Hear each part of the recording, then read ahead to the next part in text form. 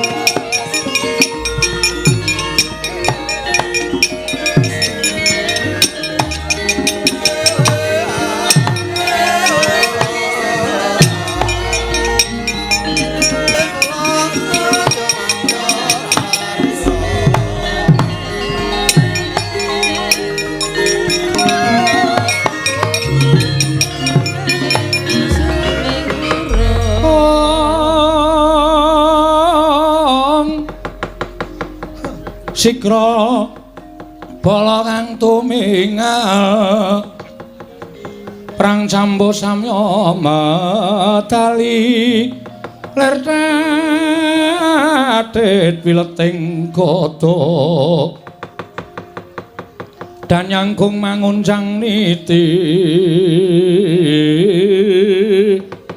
benjang sangat jimicil Ladinya ngetali wus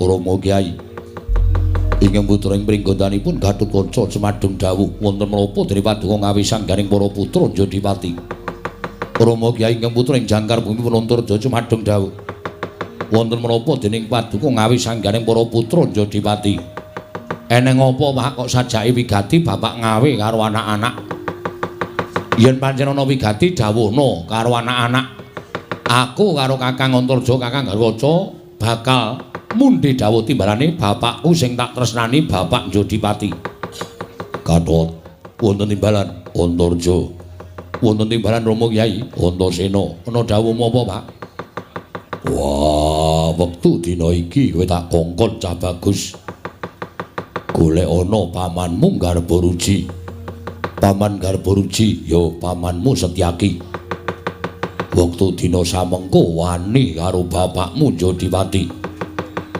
mula kang sangka wis ora ana pangapura meneh Werkudara ora nate mambu penantang Werkudara ora nate ana sing wani nantang karo bapakmu ning ora kaya sak gedhagan iki pamanmu Garbaruji wani nantang karo bapakmu Jodipati mula ngendi nggone ketemu golek ana wah, kowe ora iso ngrangket pamanmu Garbaruji dudu anak-anake Werkudara.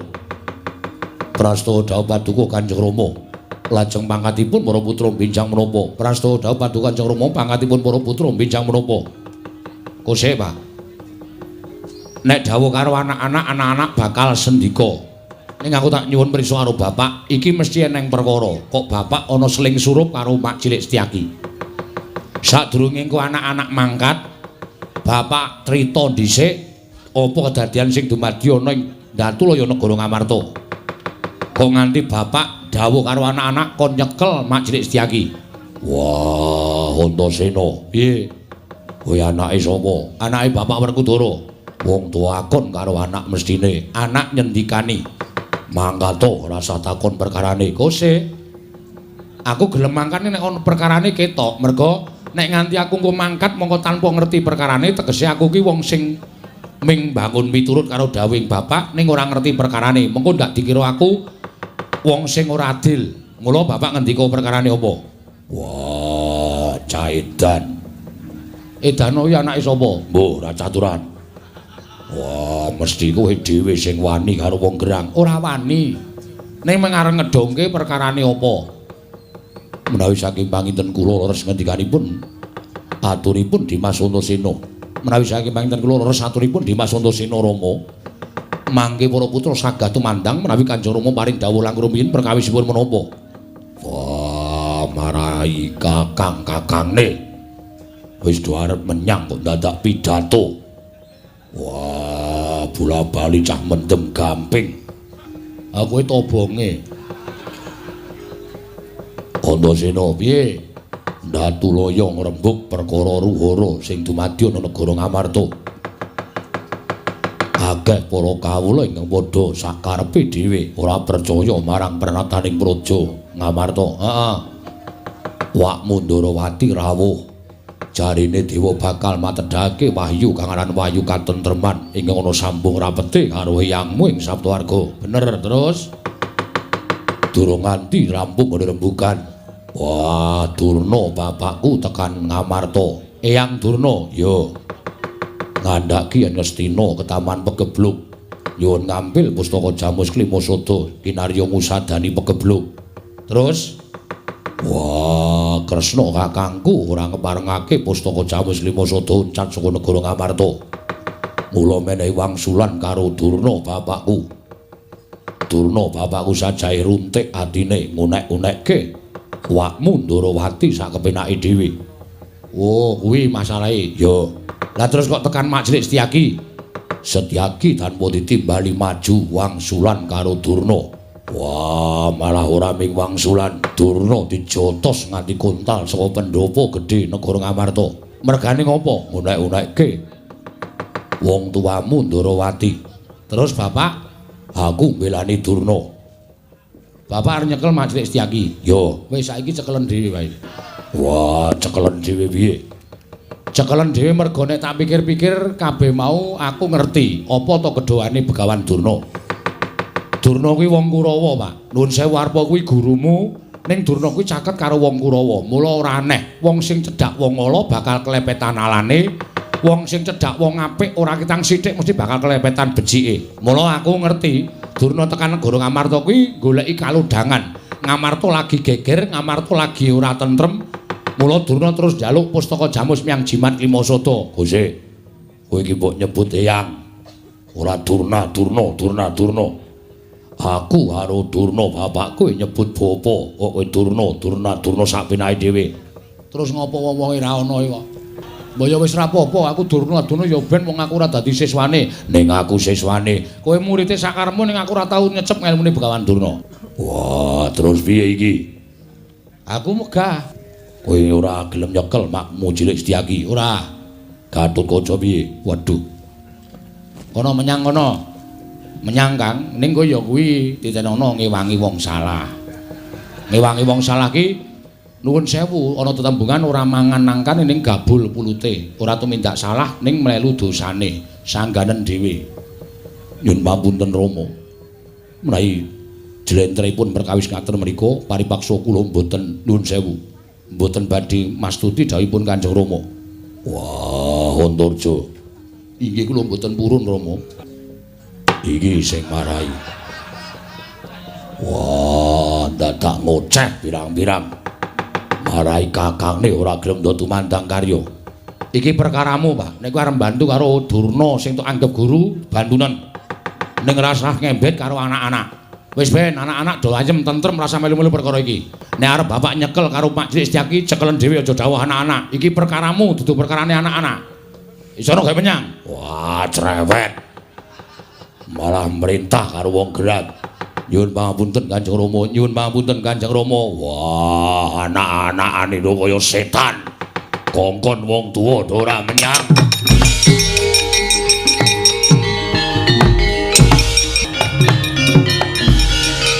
Ben sekali-sekali di ngonokne kuwi.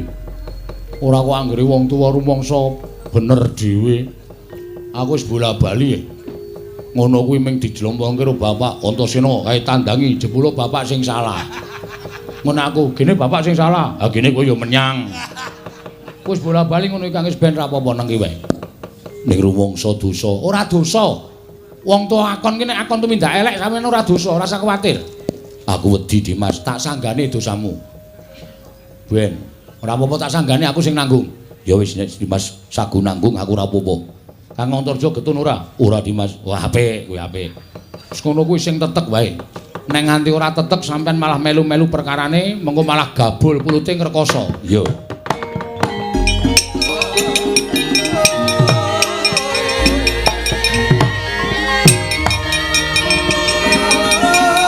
Kresna sinayeng manggelung mintonaken Dewi Kramanira kang kumitiraning asta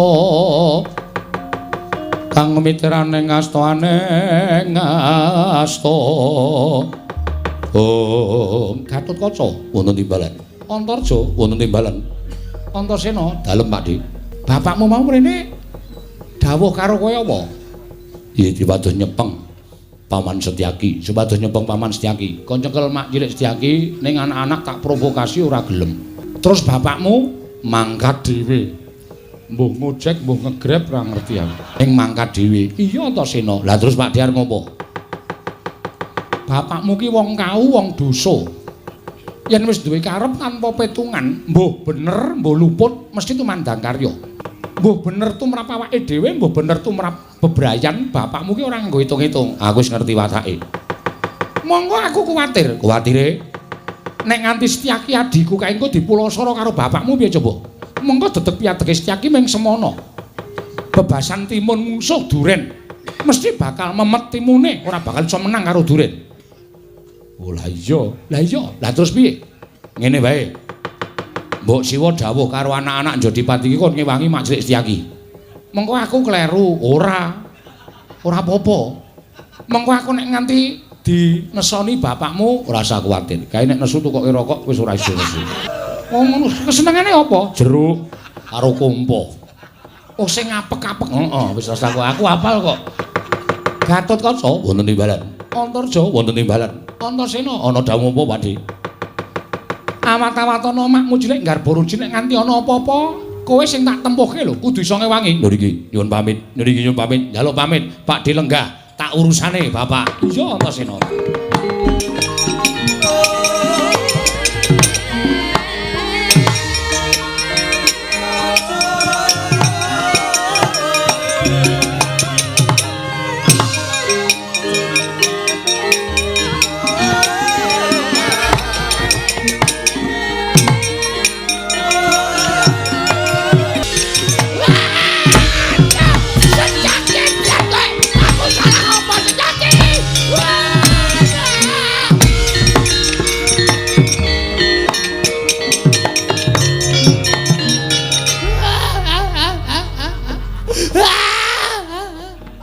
Mangke riyen to. Metu-metu kok nangis. Biasane metu niku guyu kok nangis. Sampeyan niku nek omong sing apik wong gerang kok ora iso ditunggu omongane. Nggih. Lho kok raine kok kaya ana biru-birune. Pakde, kula wis matur to. Sampeyan tunggu teng jaba. Nggih. Kula tak mlebu dhewe wae ndak gedabiah Kurawa nek melu mlebu teng Pisawanan Agung Negara Ngamarta. Nggih. Teng mriku kula wis matur apa anane. Nek niat kula nyuwun pustaka Jamus Miang Jiwati Masada pancen niat kula kepengin gawe ringking para Pandhawa marga Ngamarta. Saniki lagi ketekan ruhara pirang-pirang perkara. Nggih. Oh, kanthi alasan negara Ngastina ketaman pegebluk. Nek jane Pandhawa najeng maringake pustaka Jamus Limasata merga wedi kalih kula. Nggih. Ning teng mriku lenggah Sinuwun Darawati. Oh, nggondheni pustaka Jamus Limasata. Sinuwun Darawati kula unek-unekke. Mboten nyono kula niku ya wis ngerti nek enten Sencaki kok ora sadar. Oh. Sencaki maju mendelik mripate kula teratap ning Werkudara. Wah, ora usah ditirokke. Swara sampean niku cilik kok nirokke Werkudara. Durna bapakku kowe aja kuwatir. Nek kowe dipiloro Sencaki aku sing tanggung jawab. Ngoten niku, ati kula gedhe melih. Nggih.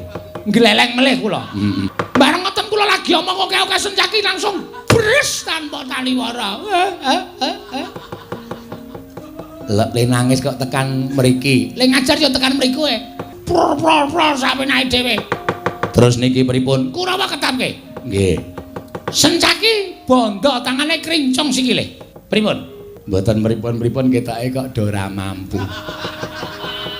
Kok ora mampu pripun? Pun bola-bali Kurawane anggih perang karo Sencaki mesti kalah. Napa bengi iki arep dibaleni meneh. Napa mboten ming entek-entekke tenaga? Mboten, Kurawa pun kula kei ngelmu jaya kawijayan guna kasantikan. Sing pancen digdaya sekti kalintang. Kon nyoba kabeh. Oh, nggih.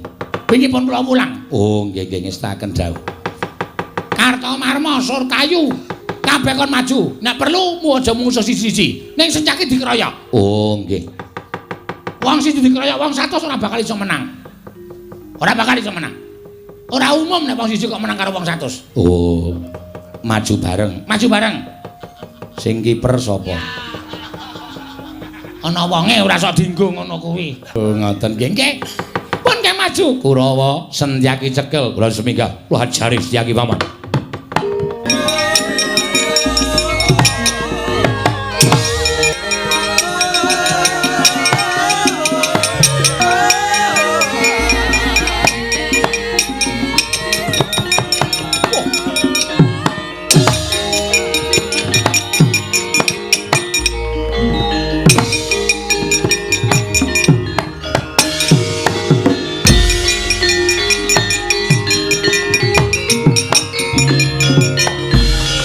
Nututi lamun katututan lamun masa prawira digdaya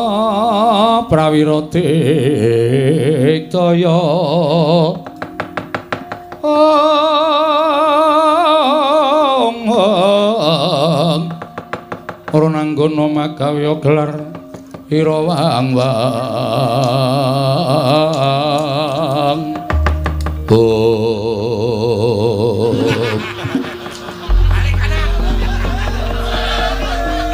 ajeng teng pundi? Salah dalan.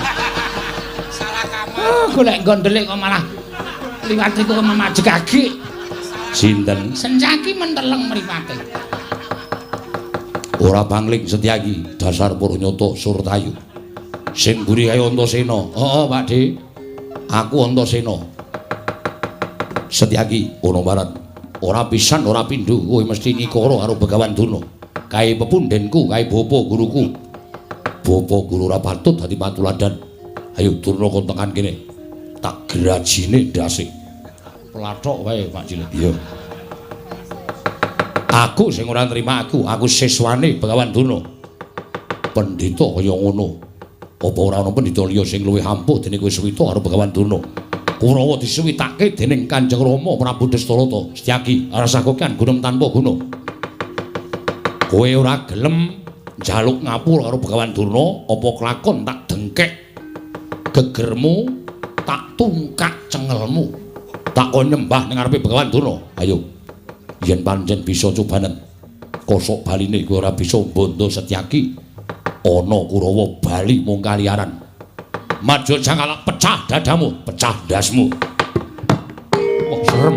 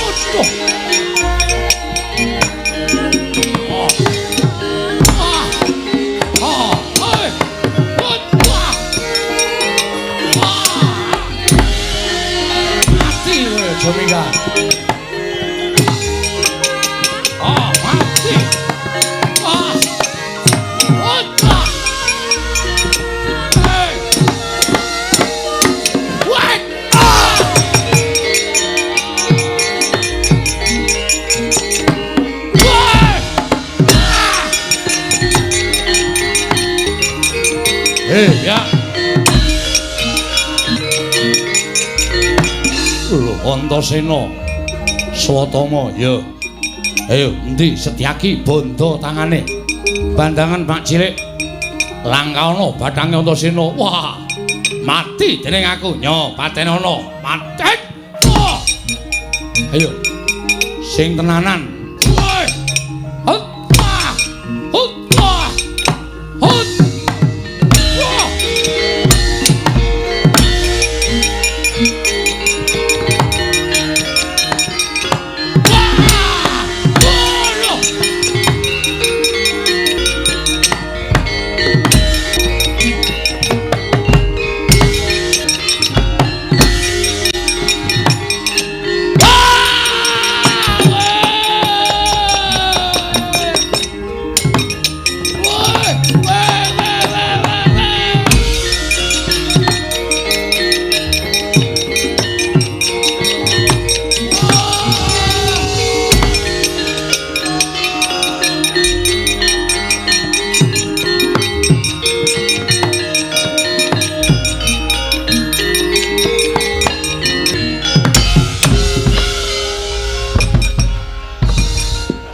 Alhamdulillah. Ora cida tiba aku. Bisa ngenciki pathok. Wo. Tak kira nek pathok bol. Cilake Paman Durna. Karo Paman Cengkuni. Terselah. Luweh. Aduh. Aduh.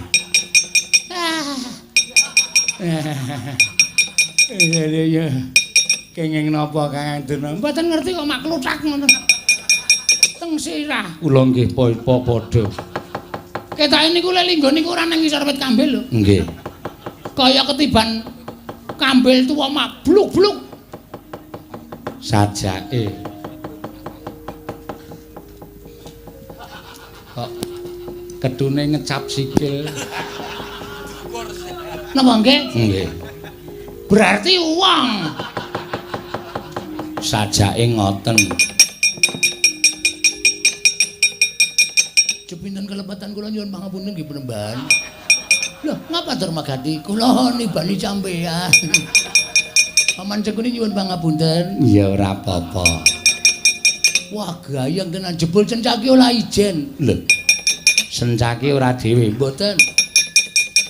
Sapa sing belani Sencaki? Antaséna Gatotkaca Antaja. Lho, selagine bapakne wae mbelani karo aku kok anak-anak. Werkudara kok kanthi mbelani karo Sencaki iki. Nalare bocah-bocah kuwi piye? Mboten ngertos, ning asli kula mboten gawe-gawe. Jul Cayu mungsuh Sencaki, Balakaca Tama maju sing maju Antaséna, kula modal kowe. Sing tolokke modal Catama, wong kok gleleng ora. Ketemu Antaséna yo laine mak plepet langsung pucet. Ning gandeng wis sadualep lek ngantem diwanek-wanekke jeblek-jeblek. Kalau Antaséna dunekke sing tenanan.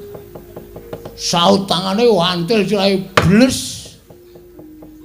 Tendang diel kontal. Delok cuacana man. Oh. Tak tonton pabaratan sepi. Antaséna wis mundul, Sencaki mundul. Kula maju gleleng. Heeh. Kula ngetke dhuwul. Sapa? Gatotkaca. Jeblet. Jebret. Nimblis bathuk kula. Kula klikal, ajeng mlayu candak cengel kula cego munggah. Kula wis aduh. Duncalke Gatotkaca. Duncalke Gatotkaca kula wis matek. Aku tiba ning Padas Culi modal. Aku tiba ning silah sampean. Nganu nggih matur nuwun nggih pun dislametke. Slametke dengkulmu melocot kuwi ora. Sirahe wong tuwa kok padake dienggo alat keselamatan. Nek kula ora nibani silah sampean yakin kula tiba teng Padacuri modal man, yakin. Pun mboten umum, pun mboten lujut menungso. Matur nuwun nggih Penemban, pada-pada. Sesone nek tiba nggon mata. Nggih. Tiba kami nggon sirah ora. Sinten Depate sing dereng maju? Mboten pati nduga mana. Sapa ya sing urung maju? Lah niki arepa tetep kalah ning go gayeng-gayeng. Citrasi, nggih Man. Arep maju po? Mung suwe. Arep milih sapa? Milih sapa ge? Rene le omong ora ning jero kotak. Oke.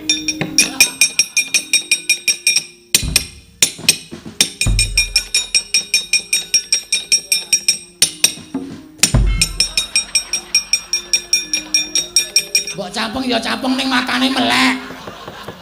Ah, ana wong tuwa ning burine kok nyampluki sapene dhewe. Sorry. Oh, ora sengaja. Kowe iki nek wis ngono kuwi janjane nek disawang iki gleleng lho Le. Antasena dijejerke kowe kalah moncer nek ngadeg. Nek ngaten iki, Mas. Heeh. Ambok sencaki jejer kowe kalah moncer kok gagahe gagah kowe. Oke, Man. Heeh. Maju. Sendika. Sesencaki. Ono baran. Kebangetan kowe. Iki wong tuwa. Iki wong tuwa apa nemban Durna kuwi sesembaning para Kurawa. Lah kok tok ajar kuwi. Kowe kuwi wong ora duwe rasa madu. Kamanungsan. Wong tuwa kok tok ajar. Mbok nek ngajar ki nganti mati. Dadi ora wong liya iki ora nyawang. Sapa sing ketok? Rasaku kian gunem ayo rene. Kon mecah sirahmu tak pecah nang kene. Aduh. Man?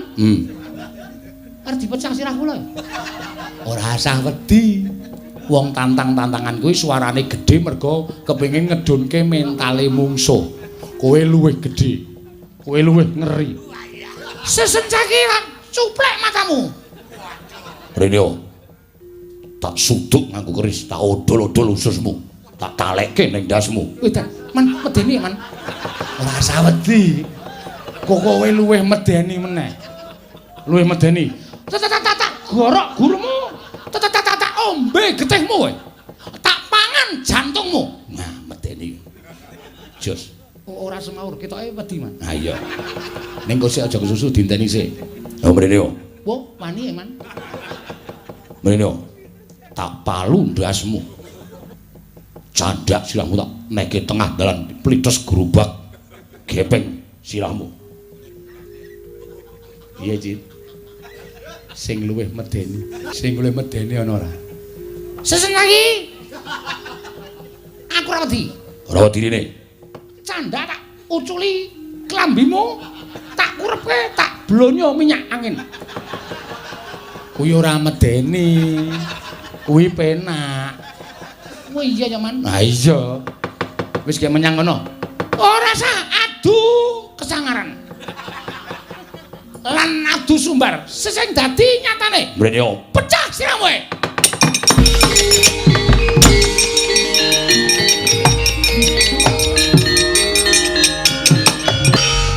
Wah, jan. Nek le mangkat iki kaya ya. Kaya ana pengarep-arep ya Kakang Durna ya. Iki piye ta ya? Wong dilabuhi kok malah merem. Kakang Durna. Kakang Durna. Lho kok dipindah kene.